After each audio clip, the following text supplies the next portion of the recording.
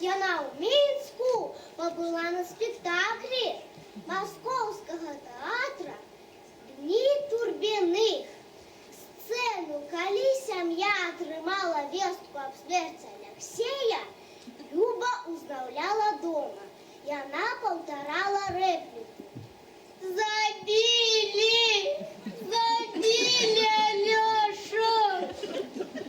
І падала, быццам бы страціла прытомнасць.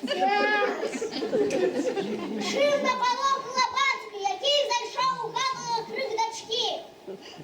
І ўбачыў яе на падлозе.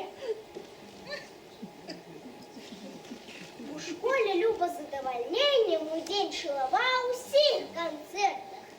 Ёй давяралі галоўныя ролі у спектаклях.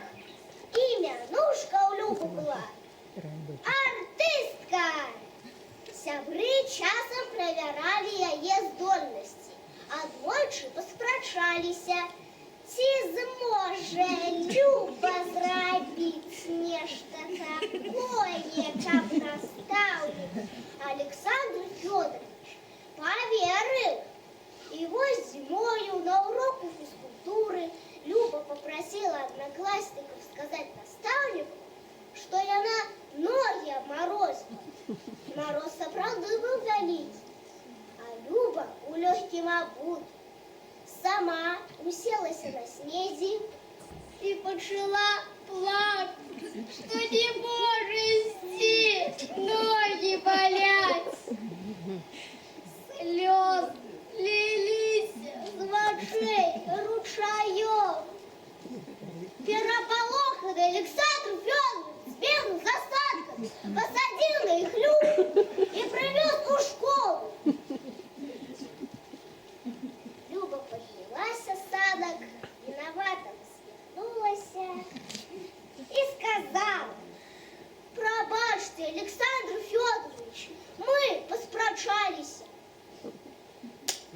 Ну, артистка, ведаў жа, што артистка, а паверыў. Не абраўся, а наадварот радаваўся настаўнік. Калі ў школу завітаў былы яе вучань, артыст Алексей Алексеевич Слесаренко, Любу з ім пазнаёмілі. Ён паслухаў, як яна чытае вершы і байкі, і параіў паступаць не на акцёрскае аддзяленне, а на аддзяленне мастацкага слова. Нават абяцаў сваю дапамогу. У Мінск Люба приехала поздно, набор у тэатральны інстытут скончыўся, і яна поступила ва універсітэт на філалагічны факультэт. Што мара не здзейснілася, Люба не шкадуе. У яе на ўсё жыццё застаўся дэвіз ад тэатральнага дзеяча Станіслаўскага. Трэба адмовіцца ад самааплаквання і самааплёвання. Плач і сумуй дома, альбо сам сабе. А на людзях будь бадзёрым, вясёлым і прыемным. Браво!